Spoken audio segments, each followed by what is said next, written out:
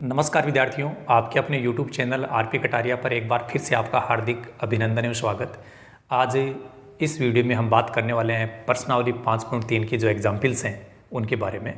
Examples बहुत ही important है क्योंकि बोर्ड एग्ज़ाम है, उनमें कई मरतबा एग्जाम्पल्स हैं, वहाँ से प्रश्न है वो क्वेश्चन पेपर में दे दी जाते हैं। तो सभी विद्यार्थियों से मेरी यही रिक्वेस्ट है कि आप लोग एग्जाम्पल्स ज़रूर सीखें और इसीलिए हम लोग यहाँ पर आपके लिए एग्जाम्पल्स के लिए वीडियोज़ बना रहे हैं।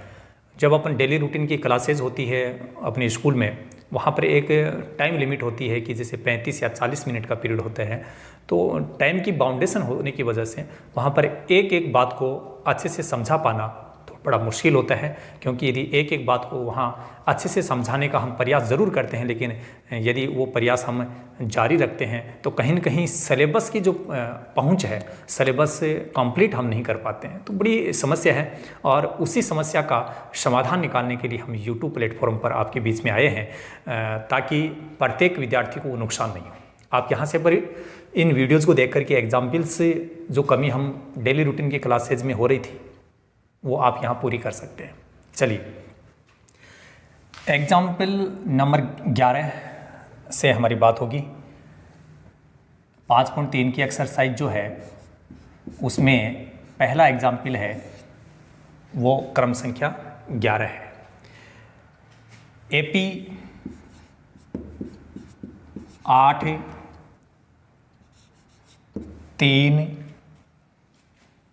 -2 के प्रथम 22 पदों का योग ज्ञात कीजिए। के प्रथम 22 पदों का योग ज्ञात कीजिए।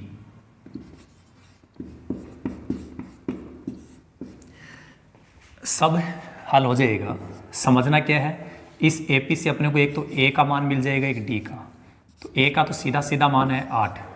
D का मान निकालने के लिए एक फॉर्मूला लगाएंगे A2 - A1। इन दो पदों का अंतर, लेकिन बच्चे क्या होते हैं अपनी सुविधा के अनुसार घटा लेते हैं। बोले 8 में से 3 घटा लो 5 आ जाएगा, हो जाएगा। नहीं भाई, दूसरे पद में से पहला पद घटेगा क्योंकि फॉर्मूला हमने बना रखा है A2 - A1। तो 3 में से ही 8 घटेगा। अब 3 में से 8 घटेगा तो -5 रहेगा। यहाँ पर एक बात समझनी है, ये जो नाम आ रहा है पदों का, कभी कभी आता है पदों तक,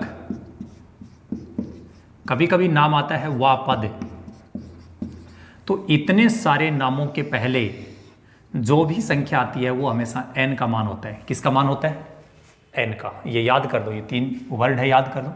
पदों का, पदों तक, वा पद, ऐसे नाम आ गए तो इनके जस्ट पहले जो भी संख्या आएगी वो किसका मान होगा भाई? n का। ठीक है, तो n का मान 22 हो गया। अब इसने कहा है योग, तो एक बार मैं थोड़ा अलग से आपको बता दूं कि योग के हमने 2 फॉर्मूले लिखे थे। आपको स्टार्ट में मैंने बता दिया था। योग के 2 फॉर्मूले ये हैं। Sn बराबर, योग का फॉर्मूला Sn के बराबर में लिखा जाता है n/2 ब्रैकेट के अंदर 2a + n - 1 × d।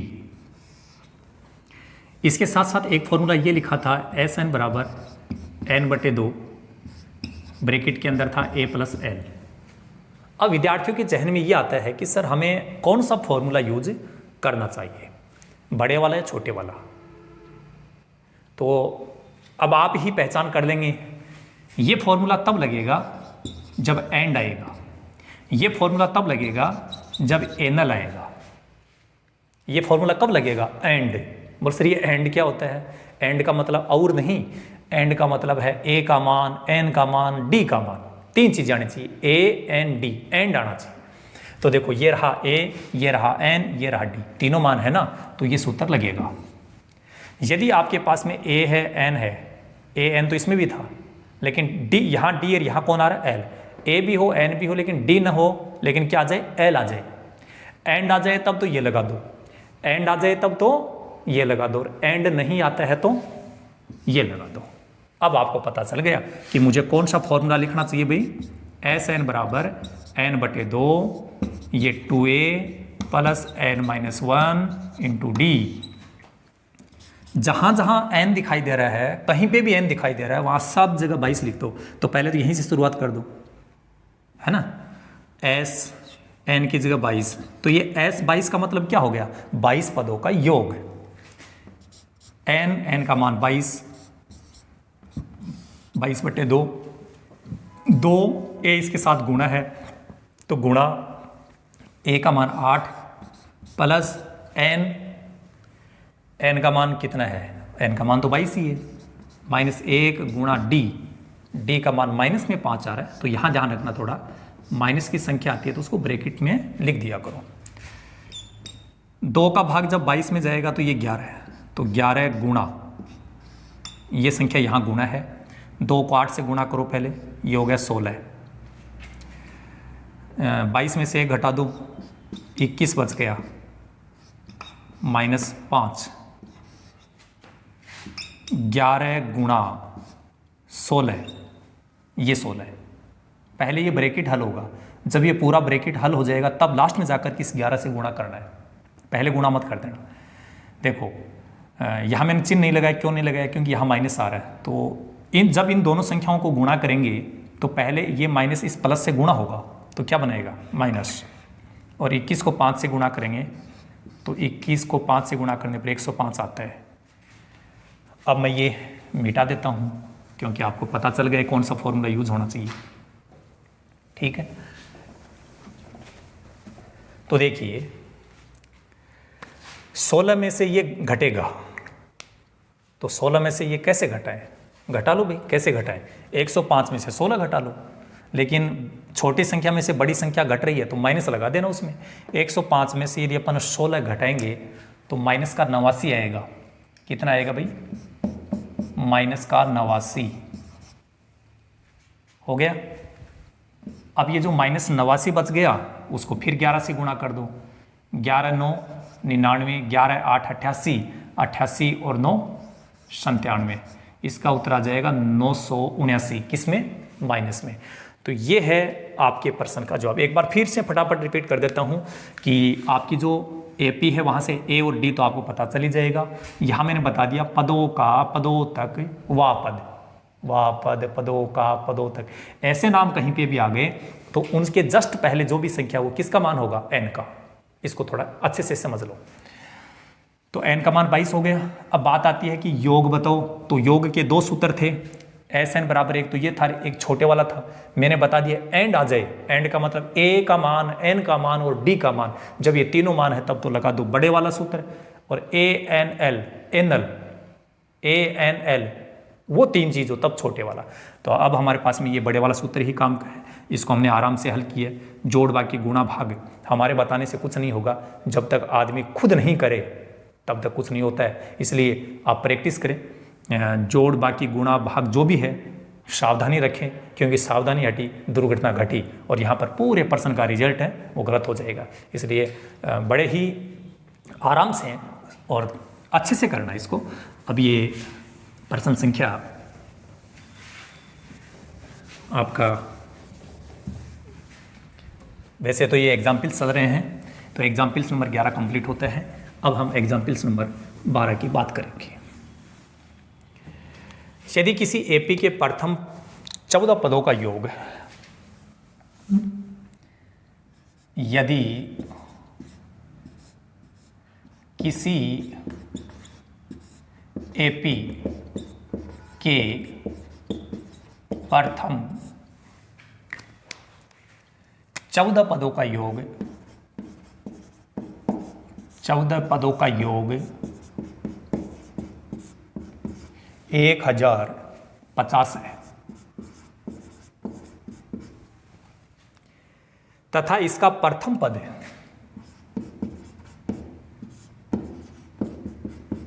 तथा इसका प्रथम पद 10 है, तो 20वां पद ज्ञात कीजिए।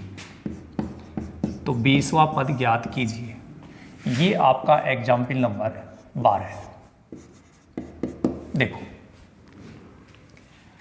एपी के प्रथम 14 पदों का योग है, ज्ञात नहीं करवा रहा है, दिया गया है। तो एक बात तो ये समझनी है कि प्रश्न में कभी भी योग दिया जाता है तो उसको एस लिखना है। क्या लिखना है? एस। और कितने पदों का योग बता रहा है? 14 पदों का, तो वो 14 यहां लिख दो। दोबारा सुन लो, यदि आपके प्रश्न में पहले से योग दिया गया है तो एस लिखेंगे, और कितने पदों का योग है वो संख्या यहां लिखेंगे। और ये योग कितना दिया गया है? 1050। तो इस पहली लाइन का मतलब ये है। अब आगे क्या करना वो सब समझ जाएंगे अपन। योग का मतलब एस, कितने पदों का योग? 14 पदों का, ये हो गया। इसका प्रथम पद का मतलब आप सब समझते हो, ए का मान 10। और जो ये पूछा गया है ये अपने को पहले काम में नहीं लेना है, इसको अपन लास्ट में समझेंगे। एक बार ये जो दिया गया है इसको समझो। यदि आपको पहले से योग दिया गया है तो हमें क्या करना है, यहां से पता चल जाएगा। आपको कोई भी पद पूछा जाए, कोई भी पद, तो उसके लिए दो चीजें जरूरी है, ए का मान और डी का। किसका मान? ए का मान और डी का मान। समझ में आ रही बात?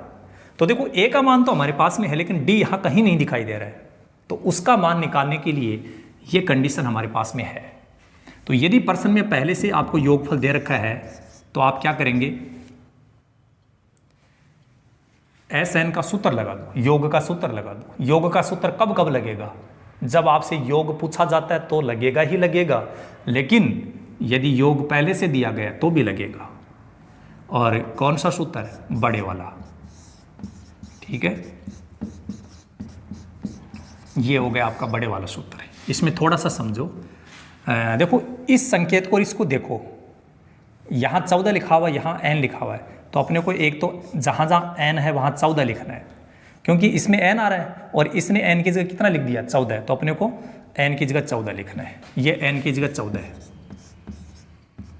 फिर 2 गुणा a का मान ये रहा, n का मान 14 गुणा d है ही नहीं, d नहीं है तो कोई बात नहीं। दोबारा सुन लो रे, यही लाइन काम की बात है। योग दिया गया है, इसका मतलब एस लिखेंगे। कितने पदों का योग दिया है? 14, वो यहां लिखेंगे। नीचे कितना दे रखा है लिख दो।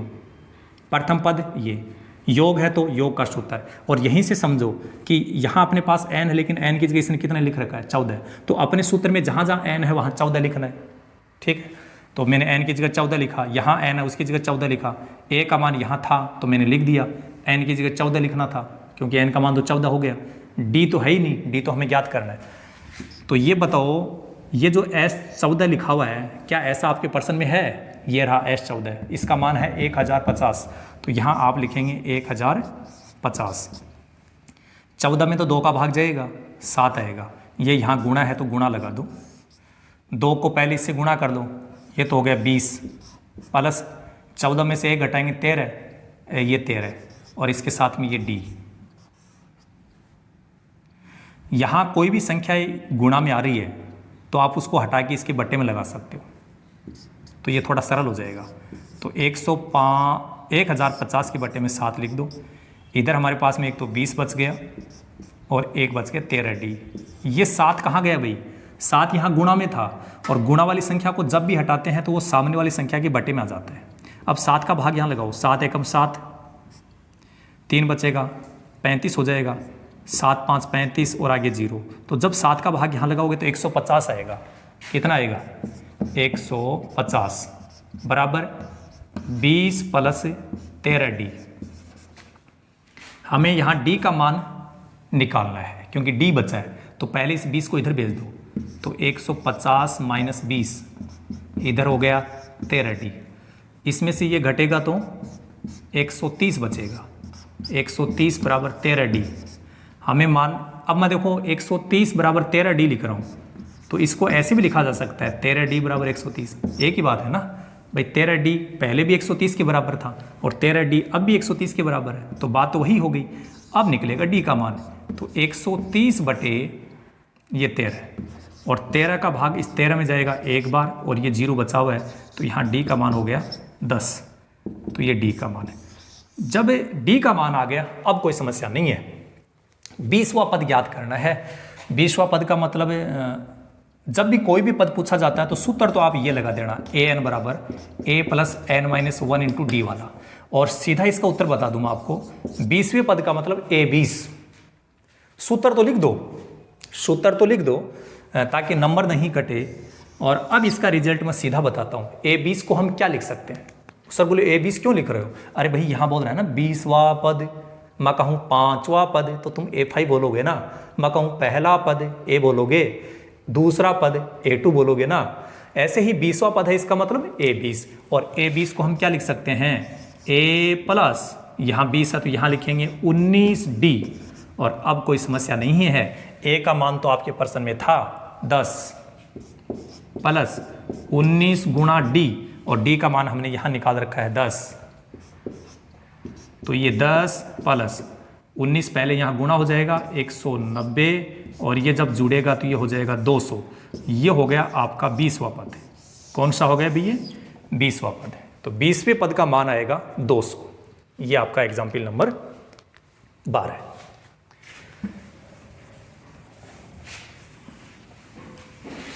यदि आपको एक ही चीज़ को बार बार समझना है तो मुझे फिर से बताने की ज़रूरत नहीं है। वीडियो में एक बार फिर से आप बैक जा कर के फिर से देख सकते हो। यही तो फ़ायदा है यूट्यूब पर वीडियो डालने का और वीडियो देखने वालों का, कि कक्षा में एक बार जो बता दिया टीचर चला गया, अब दोबारा कौन बताए, है ना। लेकिन यहाँ वीडियो में एक बार बता दिया, यदि समझ में आ जाए तो बहुत अच्छी बात है। थोड़ा बहुत डाउट रहता है तो उस वीडियो में थोड़ा स्किप करके पीछे की तरफ जा कर के आप उसको फिर से देख सकते हो। चलिए आगे।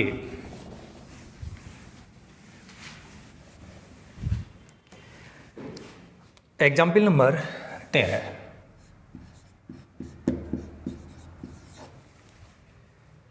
AP 24, 21, 18 के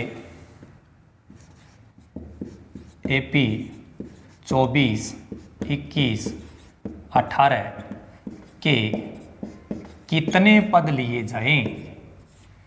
कितने पद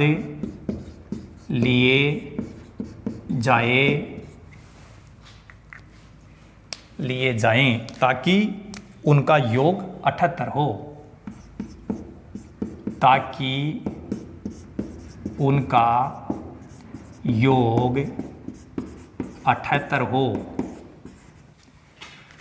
समझो भाई प्रश्न को क्या बताया गया है।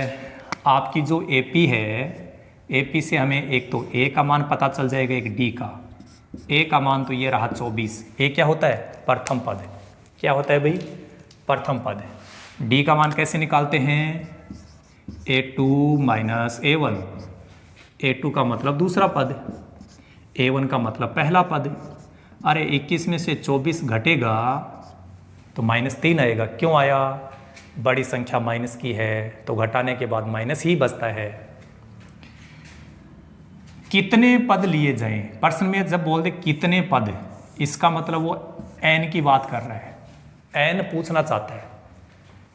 योग, अभी मैंने जस्ट थोड़ी देर पहले बताया था कि प्रश्न में योग दिया गया है तो s लिख दो, लेकिन अपने को n का मान पता नहीं है तो ये Sn ऐसे कैसे आ जाएगा, और योग आपको दिया गया है 78। क्या पूछा गया? n, तो लिख दो n बराबर क्या। बोल सर कैसे ज्ञात करें? सब कुछ यही छुपा हुआ है।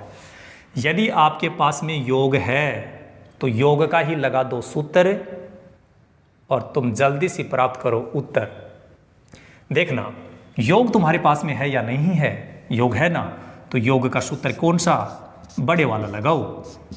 छोटे वाला तभी लगाएंगे जब हमारे पास में एनल हो। एनल का मतलब ANL। ये 2A plus n-1 into D। चलो फटाफट देखो, क्या Sn का सीधा सीधा मान आपके पास में है क्या? ये रहा Sn का मान, कितना? 78। n का मान नहीं है। क्यों नहीं है? अरे n तो पूछ रहा है भाई। 2A, A का मान कितना है? 24, तो यहाँ गुणा में 24 लिख दो। n का मान नहीं है। D का मान -3 है तो ये लिख दो -3। यहाँ ये जो 78 बराबर 2 n/2 आ रहा है, 2 कट नहीं रहा है, कोई बात नहीं, ये यहाँ गुणा है, पहले इनको गुणा करो भाई, ये बन गया 48।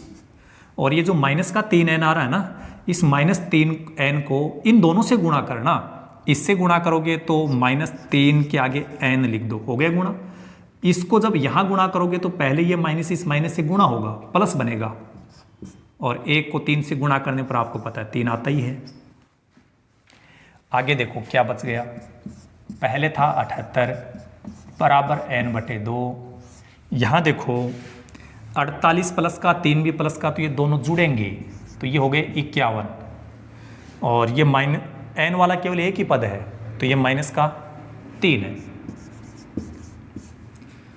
2 यहाँ कहीं कट नहीं रहा है, जब ये नीचे वाली संख्या कटे नहीं तो इधर ये वज्र गुणा हो जाएगी, नीचे वाली संख्या इधर गुणा हो जाएगी, वज्र गुणा, तो क्या होगा 78 गुणा 2 हो जाएगा।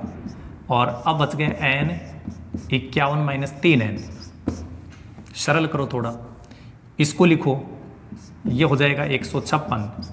इस n को अंदर गुणा कर दो, n को अंदर गुणा करेंगे तो ये लिखा जाएगा 51n, और ये जब यहाँ गुणा होगा तो एक n पहले यहाँ है, एक n और आ गया, तो गुणा में पावर जुड़ जाती है, एक पावर यहाँ एक पावर यहाँ, तो n का स्क्वायर हो जाएगा।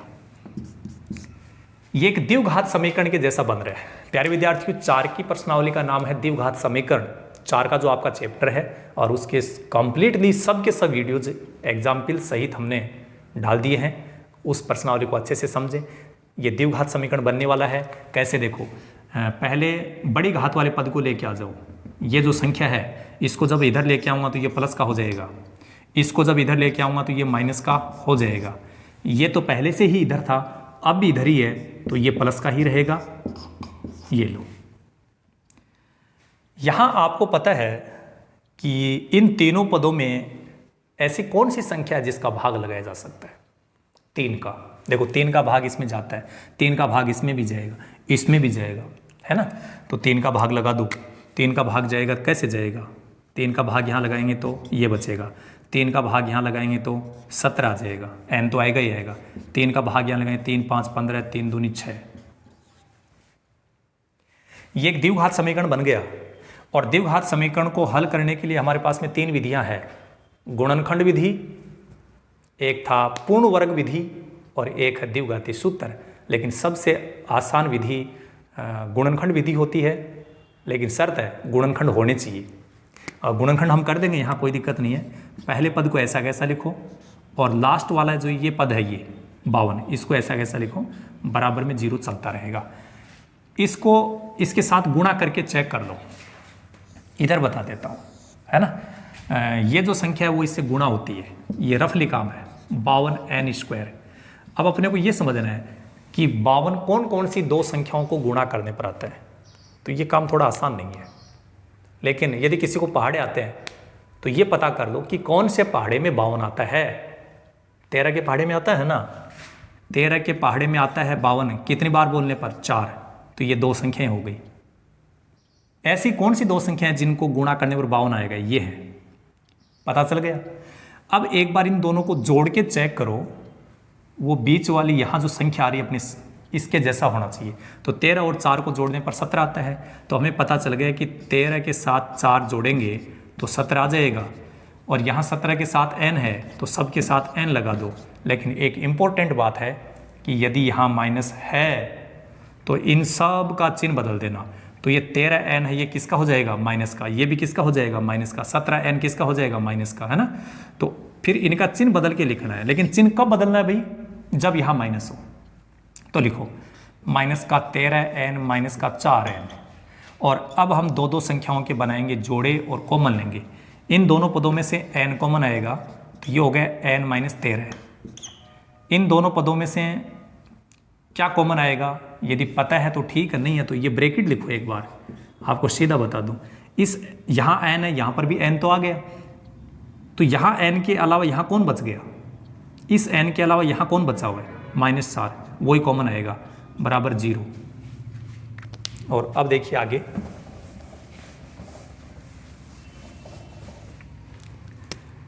ये जो दोनों ब्रैकेट एक जैसे हैं, ये एक बार फिर कॉमन आ जाएंगे। एक बार फिर कॉमन का मतलब एक बार लिखा जाएगा। और ये दोनों ब्रैकेट कॉमन आ गए दोबारा, तो एक बार लिखेंगे। अब क्या बच गया, n बच गया, -4 बच गए। इसको दूसरे ब्रैकेट में लिख दो, n-4। तो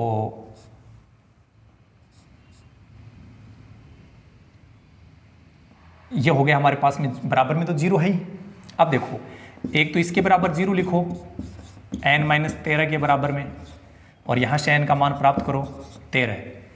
और एक जो दूसरा गुणनखंड मिला है अपने को, ये n-4, इसके बराबर भी 0 लिखो, और यहाँ से n का मान निकालो 4। और अब देखेंगे आप कि ये आपके दो उत्तर हो गए। तो हम लास्ट में बोल सकते हैं अतः है n का मान या तो 13 होगा, और 13 नहीं है तो 4, इन दोनों में से कोई भी एक हो सकता है। तो ये आपका एग्जाम्पल नंबर 13 है। इम्पोर्टेंट है। बोलो सर इम्पोर्टेंट क्यों है?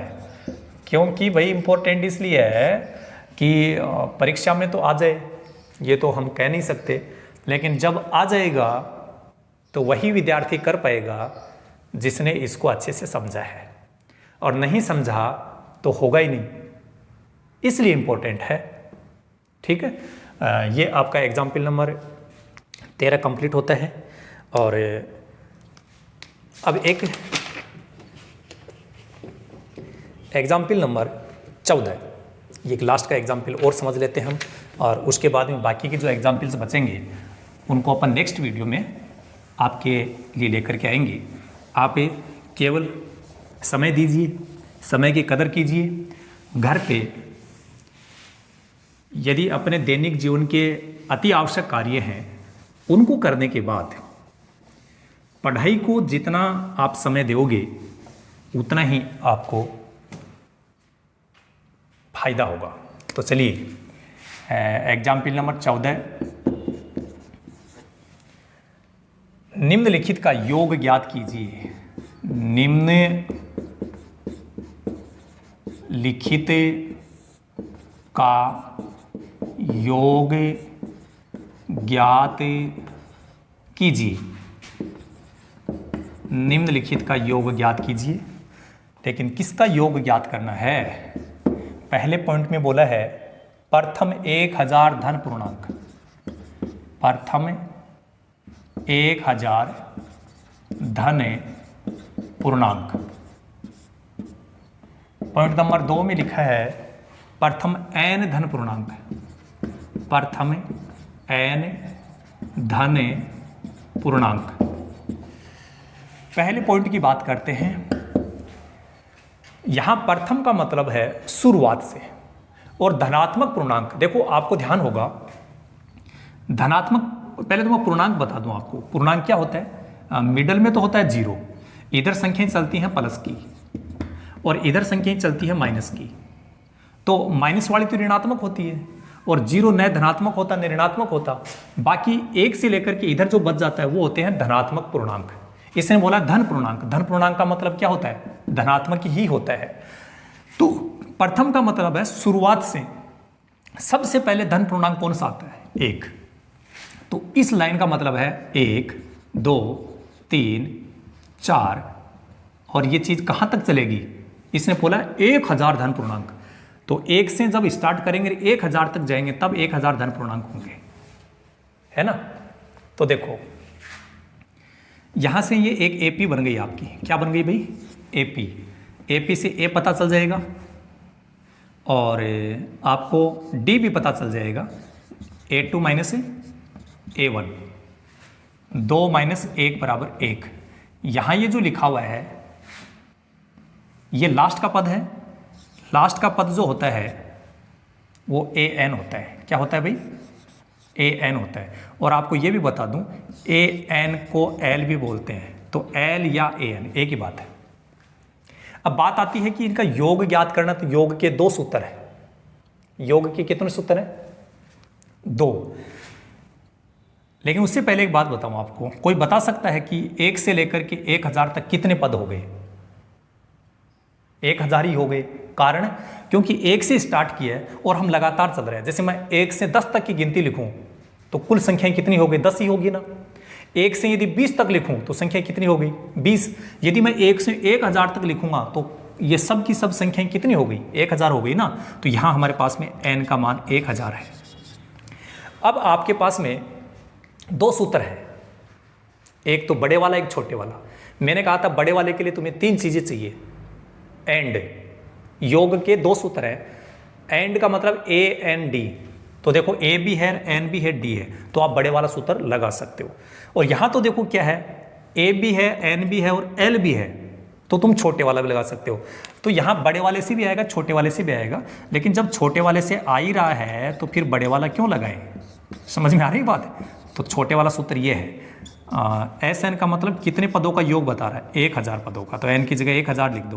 तो ये 1000/2, A का मान कितना है 1, L का मान कितना है, L ये रहा 1000, 2 का भाग जब यहां लगाएंगे तो कितना आएगा 500, गुणा इनको जोड़ेंगे तो ये हो गया 1001, तो गुणा कर दो। गुणा करेंगे तो ये उत्तर आ जाएगा।